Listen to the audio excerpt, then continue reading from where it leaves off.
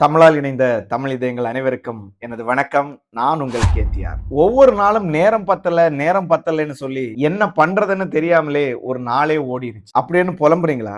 அப்போ இந்த வீடியோ உங்களுக்கு தான். நைட்டு தூங்க போகும்போது நாளைக்கு அந்த வேலையை பண்ணணும், இந்த வேலையை பண்ணணும், மத்தியானத்துக்கு மேல அங்க போகணும், இங்க போகணும், ஈவினிங் இந்த வேலையை பண்ணணும்னு சொல்லி பல விஷயங்களை மனசுக்குள்ள நினைப்போம். ஆனா அடுத்த நாளைக்கு பார்த்தா எந்த வேலையுமே செஞ்சிருக்க மாட்டோம். தினமும் காலையில ஒரு 10 நிமிஷம் செலவு பண்ணீங்கன்னா உங்களுடைய முழு நாளையும் எந்த ஒரு மன அழுத்தமும் இல்லாம, எந்த ஒரு சலசலப்பும் இல்லாம ஃப்ரீயா கையாள முடியும். அந்த 10 நிமிஷம் மேஜிக் பிளான் என்னங்கிறத இந்த வீடியோல தெளிவா பார்ப்போம். உங்களுடைய 10 நிமிஷம் மேஜிக் பிளான்ல முதல் 3 நிமிஷத்துல 3:3:1ங்கிற விதியை பயன்படுத்த போறீங்க. 3 முக்கிய வேலைகள், ஹை பிரையாரிட்டி டாஸ்க். இன்னைக்கு கண்டிப்பா முடிச்சே ஆக வேணுங்கிற 3 பெரிய முக்கியமான விஷயத்தை முதல்ல குறிச்சு வச்சுக்கோங்க. அடுத்ததா 3 சிறிய வேலைகள், அதாவது மீடியம் டாஸ்க். போன் கால் பண்றது, மெசேஜ் அனுப்புறது, மெயில் அனுப்புறது, வாட்ஸ்அப் பண்றது, பில்லு கட்டுறது, இந்த மாதிரியான சின்ன சின்ன வேலைகளை அடுத்தபடியா வச்சுக்கோங்க. அடுத்ததா ஒரு பராமரிப்பு வேலை, அதாவது மெயின்டெனன்ஸ் டாஸ்க். உடற்பயிற்சி செய்யறது, ரூமை சுத்தம் பண்றது, ட்ரெஸ் அடுக்கி வைக்கிறது, புத்தகம் வாசிக்கிறது, இதுல ஏதாவது ஒண்ண நோட் பண்ணி வச்சுக்கோங்க. இந்த 3 நிமிஷம் முடிஞ்சிருச்சு.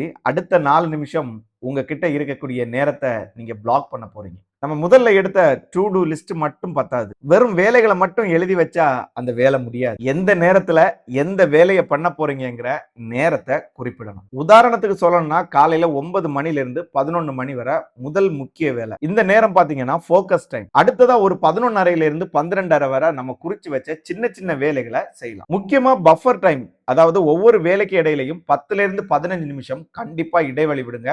ஏன்னா இது எதிர்பாராத தாமதங்களை சமாளிக்கிறதுக்கு உதவும். இந்த நேரத்தை திட்டமிடக்கூடிய 4 நிமிஷம் முடிஞ்சிருச்சு. அடுத்த 3 நிமிஷம் உங்க லிஸ்ட ரீசெக் பண்ணுங்க. உங்க லிஸ்ட்ல நீங்க முதல்ல ஒரு வேலையை எழுதிருப்பீங்க. அதுக்கப்புறம் யோசிக்கும் போது அது இப்போதைக்கு தேவையில்லாத வேலைன்னு சொல்லி உங்களுக்கு தோணும். அப்படி சம்பந்தம் இல்லாத தேவையில்லாத வேலைகளை தவிர்க்க பழகிக்கோங்க. அடுத்ததா வேலையை பகிர்வது.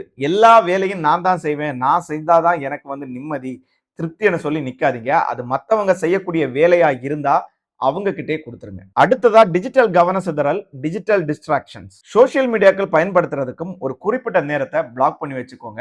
நீங்க தேவையில்லாத வேலை நேரங்களை அதை எடுத்து நோண்டிட்டு இருந்தீங்கன்னா அதுவே உங்க நேரத்தை சாப்பிடும். முக்கியமா இந்த 10 நிமிட பிளானிங் செய்யறதுக்கு நீங்க 3 ரூல்ஸை ஃபாலோ பண்ணிக்கோங்க. முதல் ரூல் பாத்தீங்கன்னா ஒரே நேரத்துல பிளான் பண்ணணும். வடிவேல் சொல்றது மாதிரி எதா இருந்தாலும் பிளான் பண்ணி பண்ணணும். தினமும் காலையில நீங்க எந்திரிச்சதும் ஒரு 7 மணிக்கு உள்ளாடி, அப்படி இல்லைன்னா நீங்க முந்தைய நாள் தூங்குறதுக்கு முன்னாடியே இந்த 10 நிமிடம் ஒதுக்குறத பழகிக்கோங்க. நீங்க தினமும் வெவ்வேறு நேரங்கள்ல இந்த லிஸ்ட்டை போடலாம்னு சொல்லி உட்கார்ந்தீங்கன்னா அது நாளடைவுல அப்படியே போயிடும். சோ ஒரு நேரத்தை தேர்ந்தெடுத்து அந்த நேரத்திலேயே தினமும் இந்த லிஸ்ட்டை போட்டுட்டு வாங்க. இரண்டாவதா டிஜிட்டல், அப்படி இல்லைன்னா நோட் புக். உங்களுக்கு எது ஈஸியா இருக்கோ அதை பயன்படுத்திக்கோங்க. மொபைல்ல நோட்ஸ், கூகுள் கேலண்டர், இந்த மாதிரி உங்களுக்கு எது வேணும்னாலும் நீங்க பயன்படுத்திக்கலாம். அப்படி இல்லைன்னா ஒரு சின்ன டைரி கூட நீங்க யூஸ் பண்ணிக்கலாம். ஆனா அதையும் மாத்தி மாத்தி பழகாதீங்க. ஒரு நாள் நோட்ல, ஒரு நாள் மொபைல்ல, இன்னொரு நாள் பாத்தீங்கன்னா கூகுள் கேலண்டர்ல, அடுத்த நாள் பாத்தீங்கன்னா டைரியில, அடுத்து பாத்தீங்கன்னா பேப்பர்ல, அடுத்து பாத்தீங்கன்னா அப்படியே அதை விட்டுருவீங்க.